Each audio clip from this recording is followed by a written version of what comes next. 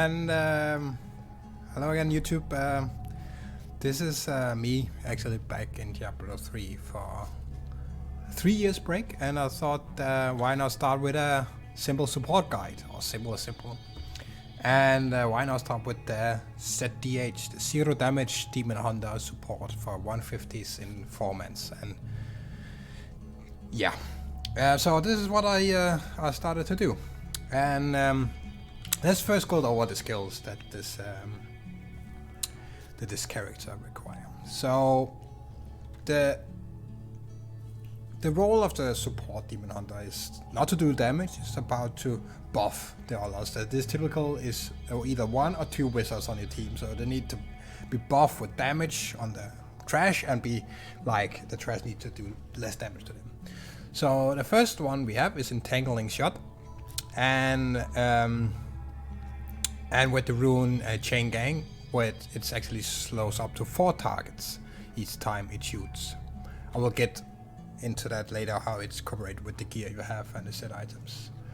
The right click is Strafe, and it hits a random enemy when you're like spinning around yourself, and with the rune Drifting Shadow, that makes you have increased movement speed, like up to 100% of the normal running speed while you're strafing. Our first ability on the Q, or 1, is going to be Mark for Death, and what it does is it places a circle on the ground, like you see, and 15 yards, and they take 15 additional damage from all other sources while they're in this circle. Our third ability, what does it be? 1, 2, 3, yes, it's called Smoke Screen, and it actually makes you invulnerable for 1 second when you press it. And yeah, it lasts for 1 second, and when you press it, you also get, with the displacement rune, you get 100% movement speed while you're invisible. So that's actually like, it has, you see, it has 1.5 seconds cooldown, so if you spam this, you're literally almost not gonna die. Then we have our multi-shot with Wind Chill, and what it does, it has, when you shoot the multi-shot like this, every enemy that are hit are chilled, and they have 8% increased to get critical hit for 3 seconds. So it's actually a critical hit chance buff for the rest of the team, so they gain 8% more. Our last ability is the Wolf Companion, and when you activate that, everyone on your team will have 15% increased damage for 10 seconds, and it's literally like a howl, and then you can see there's a buff going down. So this one you want to keep spamming over and over and over again. Your passive is Tactical Advantage. Every time you use Smoke Screen, pretty much, you gain 60% increased movement speed for 2 seconds, so it's even more movement speed. The Numbering Traps is every time you chill enemies or slow them, they do 25% reduced damage. The Blood Vengeance is more to gain discipline, because it's gonna be spammed with the Wolf and the Smoke Screen. Like, these two are getting spammed all the time, so discipline goes down. So what it does, every time you pick up a health globe, you gain 3% discipline. And then of course the increased movement speed is every time you hit an enemy, so that's every time you get 20% increased movement speed. Yeah, let's go over the gear and how it works together with the skills. Like, so there's different kind of variations out there, but they're mainly the same, and they all build around this Odysseus End, I think you call it. But I have brought some a little bit more items, and there's even more variation of this build. But the main thing is, of this god, Gears of Dreadlands, you want to have 4 set active. Because the 4 set active, okay, we can start with the first 2 set. You get 4 stacks of momentum when you're attacking with a primary skill. Our primary skill is Entangling. And a maximum duration of 20 seconds, and your primary skill is 10% increased damage. That's nothing to do with us. So you see, when you shoot, here the momentum goes up, and you can maximum have 20 momentum stacks. So also with that, we move on to the fourth set. Strafing against an enemy will automatically shoot your last used primary skill, and also give 60% damage reduction while strafing, and for 5 seconds after. So that means when we strafe, you see our toughness goes up, you see it here, and then for 5 seconds after you stop strafing, it will keep getting up, and then you see it goes down. So that's 60% damage reduction. And further than that, while strafing, we gain 8% movement speed for each second of momentum. So that means if you're like at 20, like this, you see the movement speed goes up. And then I can show you when it falls down in a second. So that's the main idea of that. And you see now the movement speed is way slower. On our head we can use Leroy's Crown. I say can because there's some variations, I will get over that. And we really just want defense stats like intelligence, vitality, life, all resistance, and then of course our highest secondary rolled as possible. And then you want resource cost reduction in the helmet. For the amulet we want to use the Flavor of Time, and because of the pilot effects last twice as long, so that's good for like conduit and channeling and so on. And then you want to roll defense, and you want to have resource cost and cooldown reduction. Can have attack speed as well if you want. For our chest we use Achilles, and what it does is while you're above 90% of your hatred, that's your primary resource, you take 50% less damage. And you're pretty much never gonna fall. If you see me spinning around like this, you see it really never goes down. Okay, there we go, it went down. But it will get up really, really quick, because you're also entangling, and that generates hatred. But of course you want defense, intelligence, vitality, life, armor, resistance. Why I keep saying intelligence is because intelligence gives you all resistance, and that's really what you're lacking. You see how I don't have much, and my resistance is actually pretty low. But you want to have intelligence, if you can roll it. For the Demon Hunter, you're also the guy that takes the pylons, so you want to have Nemesis to spawn, and an elite, a yellow elite. And for the rolls of that, you want to have intelligence, vitality, all resistance, life per hit, and yeah. For the belt, we want to use Captain Crimson's, and we can do what the set does. The set has 2 and 3 set bonuses, and the first 2 set bonus is the important one is reduce cooldown of all skill by 20%, and you have 20% increased resource cost. The third set bonus is the damage dealt, not important, but the damage taken is reduced by a percentage of resource cost. So if you look here, where's my resource cost? It should be... Why is resource cost? Oh, it's down here. Resource cost reduction, yeah, 68. So that means with the set bonus I take 68% less damage. Alright, and of course you just want defense stats on those, so vitality, life, resistance, armor, same goes for this. This one I think can roll without sockets, so of course you want to have 2 sockets. For the boots, it's the gods from the god set. Dexterity, vitality, armor, resistance, yeah, defense stats. For the rings, you want to have, let me just open the cube as well. So you want to have Obsidian Ring of the Zodiac, Oculus, and Ring of Royal Grandeur. And how it works is you cube the worst you have. With that said, you want to have 85% on the secondary on the Oculus. I really say you can have less, but really aim for that 85. It's a really huge damage buff for the damage dealers on the team.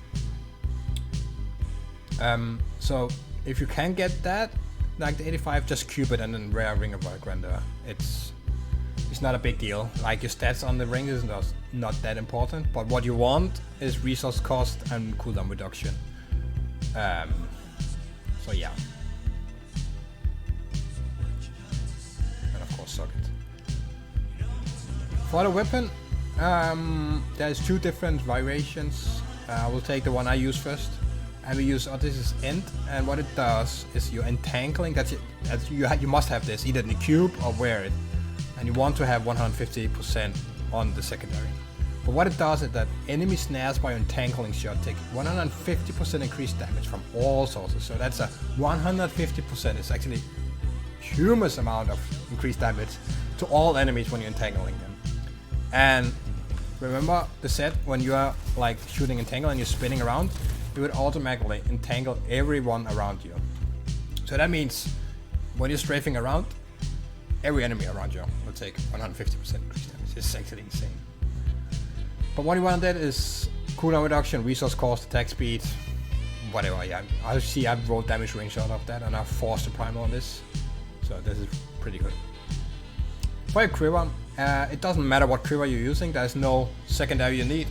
But what you want is have the cooldown, resource cost, and attack speed. That's some cases you can even have vitality on it, to more toughness. Really all right, for the cube on this build, we're using this weapon, and it does that your projectiles pierce 2 additional times. You see, normally it would only shoot once, but it pierces more. So it entangles faster around you, pretty much.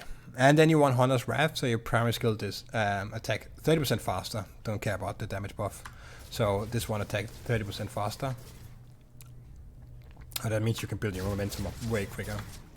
And then of course we already went over the rings. So there is different variation of this build, as I told you. The first one is running with Yangs. Why you think why run with Yangs? Like you don't need the multi-shot to hit faster?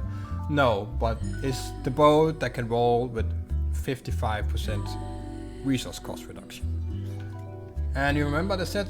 Like, so I will recommend going with Yang if you're like below Paragon 2000 or something, or you have survivability issues. Like, you shouldn't, because Demon Hunter is the most tough guy on the supports. Like Barbarian is not as tough as Demon Hunter. But if you wanna go with this, you have to put Odysseus on the cube, because this is your main support item. But this will help you gain some more toughness. What else you can do is if you need more toughness, you can run with Wraps of Clarity, either in the cube or. But that means you're gonna have to either lose the Rogue's Crown or Achilles, because the belt has to be gone and you have to wear Hunter's Wrath. And then you need to have, like you can see, the captain can also be a feat. So you have to roll the feet away for a chest or a helmet. So you would either lose the Rogue's Crown. That's what people mostly do. Or Achilles. And then you can wear the wraps either on it on the cube, and then you can cube Nemesis. Then we also have, actually the most seen is people cubing Kratos' buff belt, and it's because, like, I will say you don't need it, but I guess it's fun to have 25% run speed. Yeah, and you mostly never take damage, so that's pretty much the time. So you cube this, then you have to wear this, and then you bomb either the Rogue's Crown or Achilles out for the same reason as before.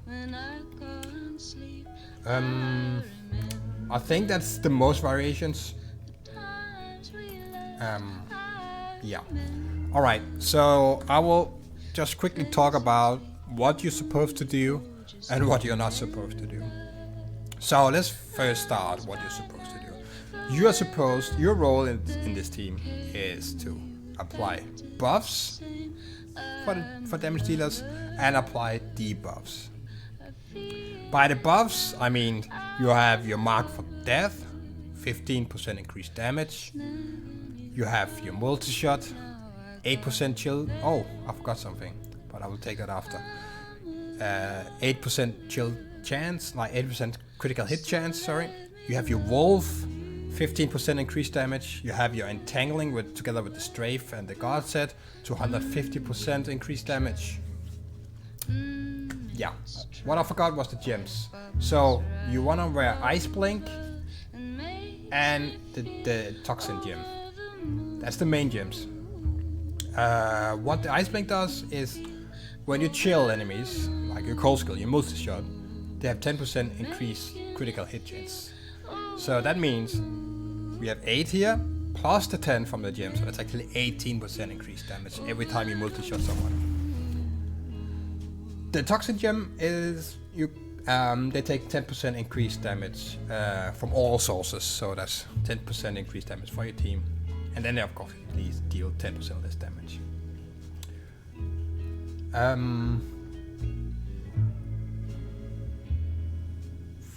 For the third gem you can use Gog of Swiftness. You don't really need that because you set on like your skills is always up. Or you can use something like Wrath of Lightning. So you have more movement speed. It's really up to you what you prefer. Oh yeah, so that was what to do. Alright. So the debuffs. You want to debuff people. It's actually only pretty much this one, because they deal 25% less damage. Let me just see. Then of course, entangled in the self. They're slowed, so that's also a debuff. So yeah, that's your primary role: buff and debuff. So what you're gonna do on the team is you're gonna just like tangle. You wanna have around 20 up all the time. And then you're gonna spin around. You're gonna pop wolf. You're gonna mark the pack. You're gonna keep your momentum up like this. And then you just gotta spin around. Keep your momentum up. Spin around. And the guard set will apply a tangle all the time. So you don't have to worry on clicking and tangle. Just keep your momentum up. What not to do? You are not the game leader. What I mean by that? It's not your job to go yeet. I know it's fun because you have like million movement speed, but it's not your job to yeet out of it and look for new spots or new pixel spots. That's the Barb's job. Leave the Barb in control. Please, guys. I cannot say this enough. I'm a Barb main. The Barb makes the decisions. The Barb picks out where to pixel, where to make a stop, where to kill threats. It's not your job. Your job is to keep entangle, keep volley, keep multi-shots. That's your job. Sorry guys, I know it's fun to just like go all over the map, explore every map, but it's not your job. It's the Barb's job. Usually the Barb has the better picture, and yeah, it's easier for him to pull if you haven't entangled the entire map. So yeah, don't do that, please. Another thing you have to do is, as I said, the Nemesis. You have to click the pilots. And guys, listen carefully. It does matter where you click the pilot. Okay? Say it again. It does matter where you click the pilot. This is, together with not exploring the entire map and clicking pilots, that is what separates the good zDH from the bad ones. So, let's say this flag is a pylon.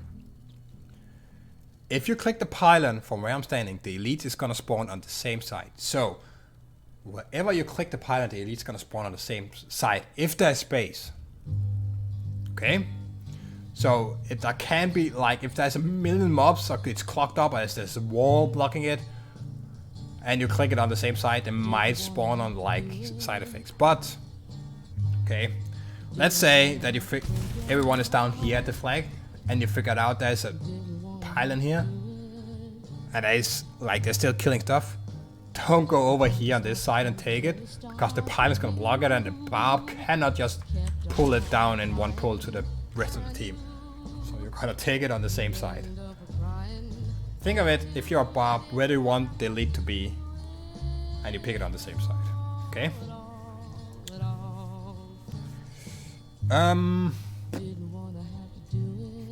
I think that was mostly it. Yes. And now I will just show you a quick play from a 150. I think it's top 100 play on a zDH gameplay. Alright.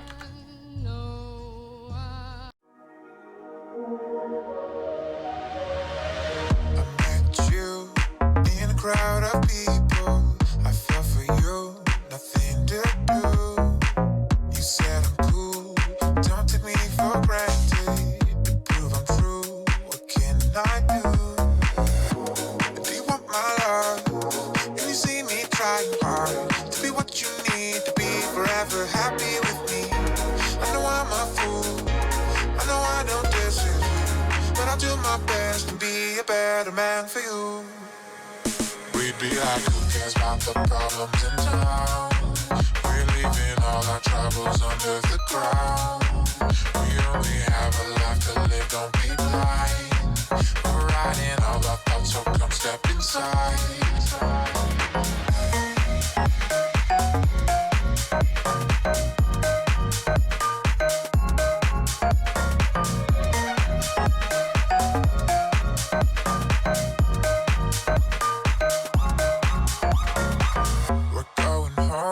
Starting to feel sorry for all I've done to you, my dear.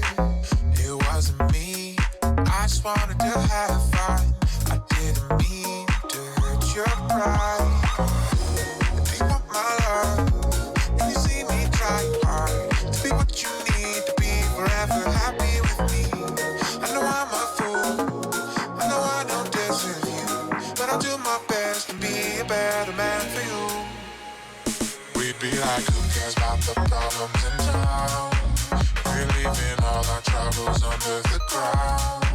We only have a life to live, don't be blind.